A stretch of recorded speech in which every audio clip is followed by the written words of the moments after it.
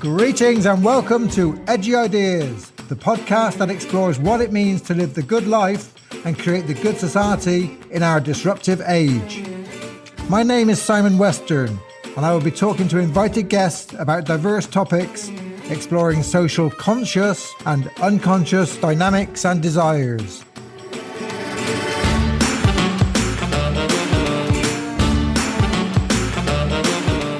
Edgy Ideas is proudly sponsored by the Eco Leadership Institute.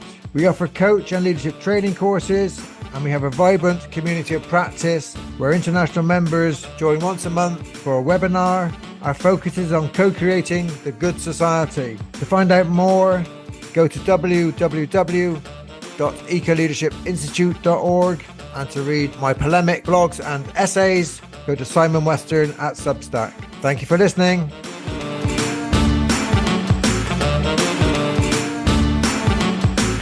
Welcome to this edition of Edgy Ideas podcast. Today our special guest is Liz Rivers. Liz is deeply driven by a profound love for nature that guides every endeavour. Liz transitioned from being a city commercial lawyer to the world of mediation after feeling disenchanted with legal confrontations. Liz found solace and balance through practicing Qi Kung, a gentle martial arts and movement meditation. She also ventured into psychotherapy and is now a coach. Liz co-founded Purpose, Power, Presence with Hetty Einzig to support and encourage women leaders. Liz, you're very welcome to Edgy Ideas podcast. How are you today? I'm very well, Simon. Thank you very much. It's great to be here. Good. So we're going to talk today about the seasonal organisation, about nature and about women leadership and whatever else comes up. So where would you like to begin? Goodness, wow. Well, maybe I'd like to talk about my passion for the Celtic Calendar, which I've I think probably only recently gone public on, having a friend of mine, John Spencer Williams, who helps people escape corporate life and set up businesses. So you need to embrace the things that are weird about you. That you tend to sort of want to hide and iron out to be acceptable in corporate life. And I've always been aware I've had the side of me that's, the suited and booted lawyer that I was for the first 10 years of my career. Then I moved into mediation, and I was one of the few women in, again, a very sort of male-dominated environment. So I felt like I had to sort of be serious and be taken seriously. And secretly there was the inner hippie who loved going wild swimming and would go off to these weekend retreats in the woods in Wiltshire and learn all about Beltane and Samhain and Lammas and all of those sort of Celtic festivals. So this was something that was running in parallel in my life for many years, and I felt I would sort of move back and forth between these two strands in my life. But it's only more recently that I've started to knit them together and started to be more open about the fact that I'm borrowing from these different aspects of life. Yeah, very interesting. When I grew up in Bristol, it was the kind of 1980s Bristol, and it was very alternative.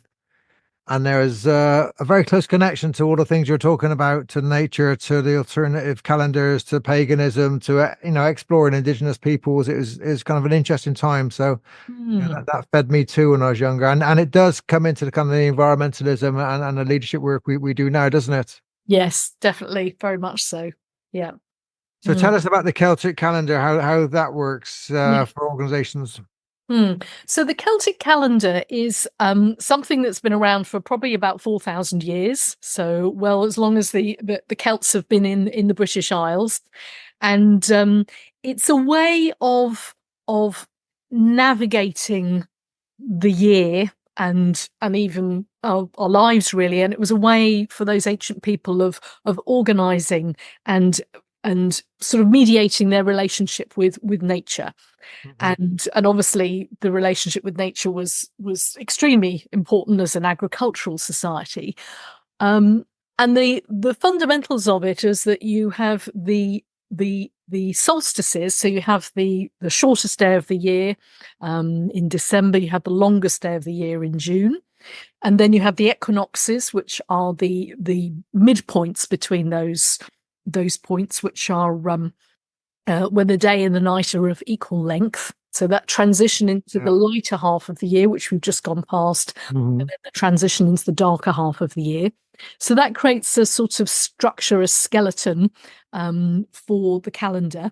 And then between those 4 cardinal points, you have what the Celts called the quarter festivals, which were roughly halfway between those main points. So in February, early February, you have Imbolc, which is partway between the solstice, the winter solstice, and the spring equinox, which is often described as the beginning and of the end of winter. Okay. So just when you get to that fag end of winter, but you're starting to see some of the signs of spring. And I always think for me, that's a much better time of year to be starting thinking about intention setting and New Year's resolutions, because I'm starting to emerge from the very hibernatory phase of the year.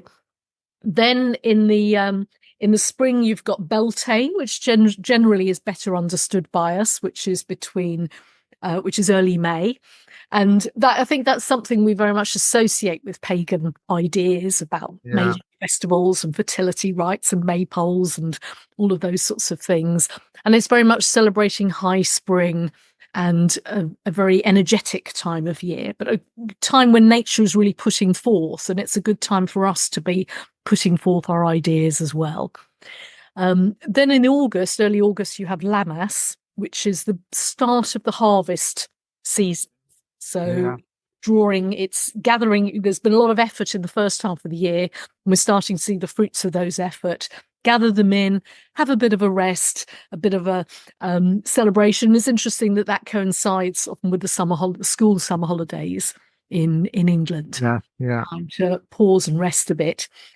And then in the autumn, late autumn, you have Samhain, which is also better known as Halloween. And that's really the start of going into the darkest quarter of the year. And interestingly, the Celts saw the year as starting at Samhain, rather than our idea of it happening around the end of December. So they saw the descent into the darker part of the year and the reflective hibernatory part as the beginning of things, which is very counterintuitive, really, to, I think, modern organizational life, which very much favors doing an activity over being and reflecting and resting. Doesn't it just? Yeah. Yes. That's interesting. So I guess the Irish Samhain is a different word for the for Halloween. Yes. Yeah. I mean, in Ireland, it's interesting. I'm living in Galway on the west coast, and there's this street parade called Macnas, and they're absolutely amazing. And they come out for Samhain, and it's truly moving. Like, thousands of people line the streets, and these giant puppets, and there's these drum beats, and it's there's something amazing about that time of year, that kind of autumnal time of year. It's really, really powerful, and it's still very living today. It's like a living tradition. It's interesting that it's still here. Yes. I mean, I think Ireland is a repository for a lot of this. My mother was Irish, and so I feel a strong connection with Ireland. And you have in County Meath, you have Newgrange, the ancient passage tombs, which are 4,000 years old. So I think they're definitely older than Stonehenge. And so, the people, it took about 150 years to build Newgrange. It's oriented towards the sunrise on the winter solstice. The sun rises up, and if it's not cloudy, the light goes down the passage, down this long corridor, and illuminates this chamber at the center of the tomb. And the idea that people spent, I think life expectancy was about 30 years at the time. So to take 150 years, that was about 5 generations of people took the time to build these. That's an amazing sight. And a friend of mine, he won a lottery ticket to be inside the chamber. There was a draw. Wow. Inside, and said it's just mind-blowingly beautiful, and it's incredible. The modern organization and modernity itself has really erased this, hasn't it? Like, tried to kind of wipe this clean, that this kind of seasonal kind of this engagement with nature altogether, really. And the factory, the factory clock, the office has really, the industrial kind of age has really tried to sort of transcend this, as if we can bypass it, or we're better than it, and be more productive, isn't it? Absolutely, absolutely. So there's a sort of this idea that yeah, I remember, yes, certainly when I was a young lawyer and it was all about the billable hour. Yeah. And we had these targets. And I remember one day in frustration saying, I feel like a battery hen. I just have to come in here and lay chargeable hours. And I mean, that was well with the culture of the city, and the professions is way more punitive now. Yeah. Yeah. But I do feel that there's a way in which that yeah, the factory model and the industrial model of organizations is this idea of overcoming any sort of natural rhythm or relationship with nature. And I think particularly as women, and I've noticed this in my work with women, that women very particularly have, rhythms deeply encoded in our bodies, Yes. with Yeah. our menstrual Yeah. cycle. And I used to think, if only I could just take a couple of days off work once a month and just accept that I'm not really going to be very productive for 2 or 3 days a month, but the rest of the month I'll make up for it. Yeah. Yeah. And that would have been so much better than trying to sort of struggle through robotically and pretend that I was going to be productive at the times of the month when I wasn't. And it's interesting to see, this is starting to be talked about now in organizations, and the idea of menstrual leave doesn't seem quite as crazy as it once was. No, and I think if you think about modernity and the industrial age as well, I mean, it's so focused on using nature, kind of extraction. The idea is extraction and control. And it's not just control of nature; it's control of human nature. It's like we just on the external world, so we kind of just use nature as if it's a resource, and we know where that's led to. But also, like human nature is like we internalize this on our own bodies, don't we? We like short sleep patterns and work when you're a menstrual cycle. There's an imposition kind of on our own bodies that we can control these kind of natural forces. Yes, yes, absolutely. And you also see that with mental health, the idea if somebody is being depressed, is suffering from depression or anxiety, there's just this sort of reductionist idea that it's just some chemical imbalance in the brain that could be fixed. And maybe your depression is a signal from your psyche that something needs attention, something is out of kilter. So yeah, maybe it's not just individual. Maybe it's because you're like a battery hen in a factory or an office or a workplace which is not giving you enough sunlight or daylight or body movement. These things are kind of endemic, aren't they? Definitely, definitely.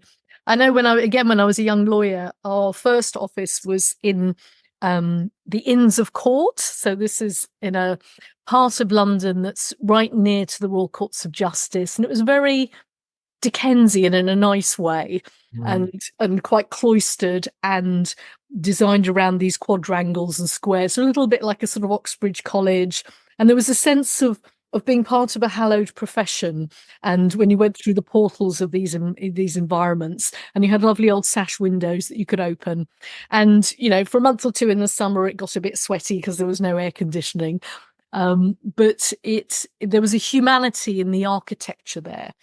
And then towards the end of my time in law, our office moved to the city, and suddenly we're in this hermetically sealed glass and steel structure where perhaps about 40% of people had offices with natural daylight and everybody else was on the inside. And it was like, as one of my colleagues complained, this is like sensory deprivation.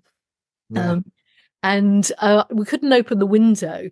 And I never felt as mentally sharp in that environment as I did in the office where we could open the windows. Yeah. No, people I think the environments we work in are really not thought about enough, and they're really they really have a massive impact on the thinking, on the creativity, on everything. I live by the sea here, and people ask me how I'm so productive because I'm always throwing podcasts and webinars and things out into the world. But actually, I spend quite a lot of time walking by the sea. Great. It's really paradoxical that you spend time a couple of times a day being on your bike or by the sea, or and it fuels you. It kind of it re-energizes you. It gives you something very different to what you get if you just kind of battle on for 8 hours. Yeah, Get a screen. definitely. Do you want to share some of your work on women's leadership and tell us what you're doing in that domain? Yes. So Hetty Einzig and I, about 9 years ago, we co-founded Purpose Power Presence, and what we felt was that there was a real need for more women in positions of power, en masse, and not only that women would be in positions of power, but they would able to lead on their own terms, rather than the feeling that they had to fit into the sort of alpha normal, hyper controller, messiah styles of leadership that are still very much dominant in many organizations. So we started running programs, and we now run a 2-day in-person retreat called the Athena Leadership Intensive, and we also run an online group which meets once a month through the course of the year called Anima, and which works very closely with the Celtic Calendar. And what we've done is that we've drawn on some rather unusual sources of strength and inspiration for women. So rather than going down all the typical sort of leadership models and competencies and all of those sorts of things, which just sort of ape the industrial model of organizations, we decided to bring in working with the body. So we use various embodiment techniques based on our martial arts, drawing on martial arts, and based on our breath and our posture. And what we find is this is an incredibly good shortcut to finding our power and our assertiveness as women. Yeah. And without having to sort of conceptualize things or psychologize things or spend years working on your imposter syndrome, simply by changing your posture and your breath and using your intention and your visualization in a different way, it has a dramatic shift that both the individuals can feel and other people can feel as well in a very visceral way.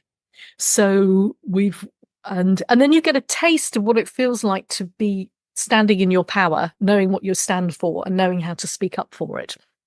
And once what we notice is once women have got a taste for that and they've experienced that inner supportive community, then they really want to take that out and apply it in the world and lead differently.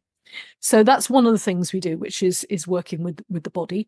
We also, and this very much draws on Hetty's background in transpersonal psychology, we very much work with the imagination. So we use visualizations and imagery and metaphor and archetypes, again, as another way of gathering power. And again, these are the sorts of things, when I was a kid, I absolutely loved fairy tale stories, just devoured them all.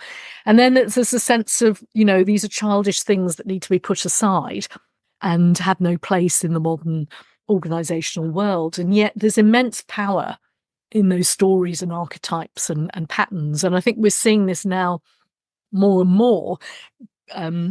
Leaders are understanding the power of storytelling, and actually it's only through storytelling that you really cut through and create an emotional resonance with the people you want to influence.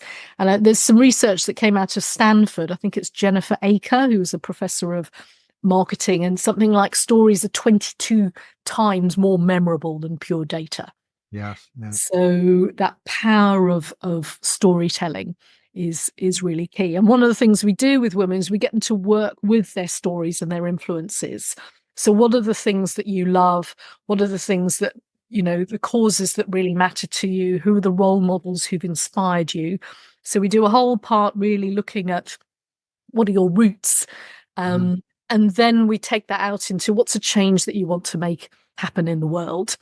That and give them an opportunity to stand up and articulate that in front of the group. And again, once people have said that in front of witnesses, there's a ripple that ripples out and often leads on to changes and all sorts of projects and initiatives. So that's the second thing, is working with the imagination and with storytelling. And then the third part is working with the bigger system that we're in. And, one of the containers that we use for that is the Celtic Calendar. And this idea of seasonality and rhythm. And I think one of the things about the Celtic calendar is fundamentally, it's even beyond the seasons. It's about the light, and it's about the sun going, the earth going around the sun and the changing light. And however much humans might mess up the seasons, we can't actually, interfere with that relationship with the light.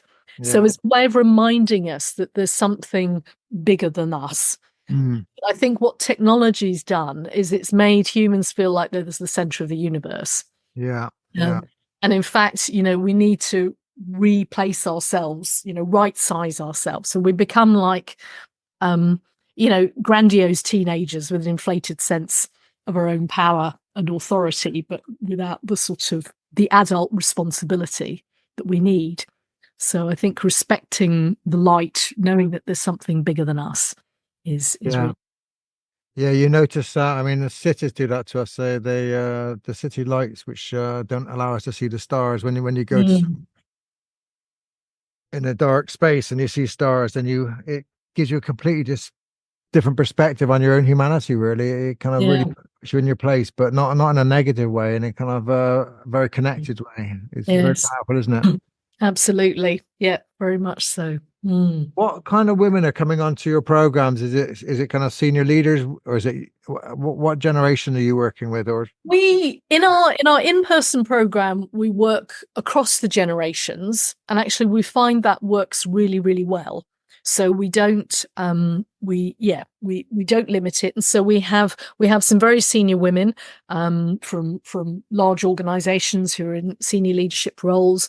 We also have younger women. We attract a lot of activists, actually. So, for example, a number of women from Greenpeace, they've regularly sent women, often in 2s and 3s, onto our programs. And it's great when an organization regularly sends women and also sends them in more than one. So that starts to create a cohort, a critical mass within the organization of support when they go back and then they're implementing the learning. So we have a whole range from corporate to professional services as well. That's very much my background. So law, accountancy, but also activist charities.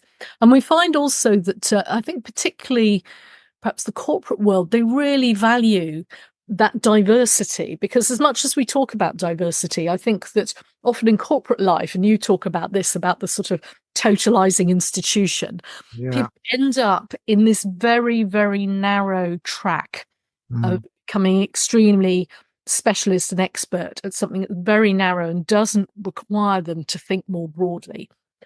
And so to be able to sort of spend 2 days sitting with a Greenpeace activist and learn how they, use their leadership to organize a direct action when they're literally, their body's on the line on the street, I think can be, a really eye-opening for someone from a conventional organizational background. Yeah, that's very interesting. I like that. I mean, on my coaching courses, we have a mix of corporate people, individual coaches, and then we get a couple of activists, and getting people from different places. From, like, we're doing a webinar later today from a psychiatrist from Iran, a young woman, bringing her voice, and hearing these different voices just is so important to kind of disrupt the kind of what we think is normal. Yeah, and that's one of the things I love about the Eco Leadership Network, and the fact that you do draw on these diverse voices, and it feels much richer and more grounded. And that one of the things I often say about you haven't been sort of co-opted by the system. You managed to maintain this sense of being outside and observing the system, and I think bringing these diverse voices in is a big part of that. Yeah, and it's actually a struggle which I think we all have to kind of be aware of. I think the links to nature and to our bodies, the things you've been talking about, are absolutely vital. And I was doing some work recently in Rome with the Catholic Church. The Jesuits have a program to kind of support Pope Francis' idea of synodality, which is reaching out. So for the first time, they got women on the bishop's synod and stuff. He's doing some quiet things which are quite powerful actually, and getting Indigenous voices and young people's voices there. So that I was there to support that, and it was interesting. I was in Rome in a convent doing some work, and I had to break out. I could feel myself just being kind of like co-opted into this kind of, this is how we think. And Right. I went out and I went to the opera, and I kind of like, I got up, like I zoomed around Rome, and I kind of Great. saw different things. And I came back and I reported this, and it's really quite powerful because it had a big effect on the group. There's 50 people from one of the other, and a big effect that actually someone had been outside, someone actually Wow. connected to a different world and a different Wow. space. And it just transformed the thinking in the group for a bit. It was an Yeah. interesting experience. Yeah. Yeah. And you were there really just paying attention to yourself, noticing what was going on for you and responding to yourself. And I imagine there was quite a sort of bodily, visceral component to that, of a sense of, oh, I need to get out, I need to move, I need to do That's something. right. Yeah. I'm highly sensitive to these totalitarian sort of Yes. and and whether that's in a big corporate bank, or whether it's like in the church, or whether it's even in the public sector, you get it, or the not-for-profit sector. I'm working there at the moment, and there is kind of these very strong. I don't think people realize the strength of the cultures organizations kind of impose upon us. Yes. I've been following, I'm sure you have as well, the whole post office scandal Yes. in the UK. And I'm fascinated by it. And particularly, I'm interested from an organizational point of view, but also because of the whole involvement of the legal process, the legal profession, both criminal and civil, and the whole litigation world that was my world for the first 10 years of my career, and which I felt like one of those people, I'd look at it and think, this is mad. This is a terrible system. It's bringing out the worst in people, and nobody seems to be happy with it. And so when I heard about mediation, I thought, well, actually, you just get everyone together and find out what it's really about.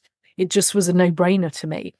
And there's something about, you look at the individuals, they don't seem to be like bad people, and yet how could they have perpetrated such cruelty and injustice over such a long time?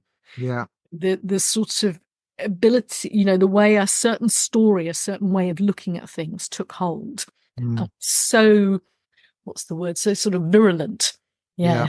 It's been something which has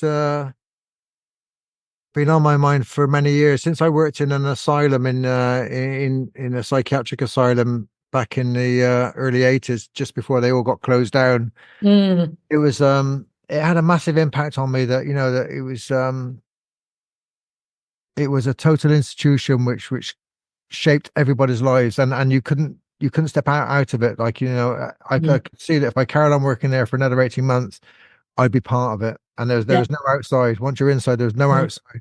And I get similar feelings in different organizations I walk in, and it's kind of scary. And I think that's what happened in the post office. It's like they're inside something, and it obscures your vision, it obscures your judgment. It's you're not innately an evil person, but like you're part of something, and enables kind of bad things to happen. Yeah. And that reminds me of on our programs for women, what we talk about is the alpha normal workplace. Yeah. That and this isn't at all anti-men, because I think that most men, the majority of men, suffer as well in these sorts of environments. I think there's perhaps just a small number of people at the top who benefit from it. But this sort of environment that rewards competition over cooperation is all about sort of results. There isn't much space for reflectiveness, maybe not a lot of psychological safety. It's all about productivity and using people as resources. And that what we do in our programs is we create a space for women to step out of that. And that so often and then they can see it in a way that they can't when they're in it. And that they will tend to, when things are difficult or their voices aren't being heard, they will tend to internalize that, think, oh, well, it's me, I'm not speaking up enough, or I'm not assertive enough, or whatever. And so being able to create that space where they can step out, see it more clearly, and then have some tools, techniques, a different mindset to go back and re-engage with that system in a different way and make changes. So one of our strap lines is about surviving, thriving, and then changing the rules of the game. Yeah, So yeah. how do you? I've been listening to it and I've been thinking I must ask Liz and Hetty to run exactly the same program, but for men, and then bring two cohorts together and discuss it. It would be so fascinating. Do you know, it would be totally fascinating, because one of the interesting things is there's nothing really in our program that's specifically about women. You could run exactly the same program. I mean, we have the embodiment. We also bring in your model of the 4 discourses of leadership, which always is a great eye opener. And eco leadership's a very good map, really, for the sort of leadership that we're advocating that women embrace. But actually, yes, the program itself you could easily run with a group of men, and it would be very interesting. It's more the fact that it's simply a group of women. That they have a chance to have a different type of conversation and surface things that would be harder in a mixed group. Yeah, no, sure. I think you should advertise a women's leadership for men group and see what happens. See how many responses you get. Right. It would be really interesting, and I'm like you. I think so many men would actually, they need the body, they need the imagination, they need to return. It's but it'd be just fascinating just going to see how the response in the room and how you experience the different groups. Yeah. I think that's a great idea. So I shall discuss that with Hetty and see if we can start something else. Yeah. Any other thoughts on nature, your love of the environment, and how that can be embodied in our workplace? Yeah, I think moving to more of I think getting away from this sort of factory model of productivity, and I do think professional services is probably law and all of those professions where you have to sort of record hours is probably the absolute what the word is, a very strong example of this very sort of factory model of leadership. So I'm seeing some green shoots here in terms of, people are talking about menopause now. That's stopped being taboo. The ideas about menstrual leave, so the ideas about sort of paternal leave as well, shared parental leave. So I think there's some green shoots of a slightly more humane approach.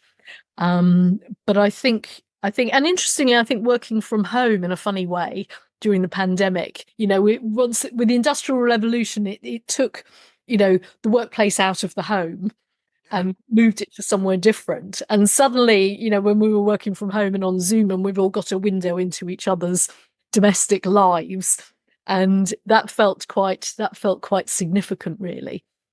So I think allowing a more humanizing and humane approach to our human rhythms. Yeah.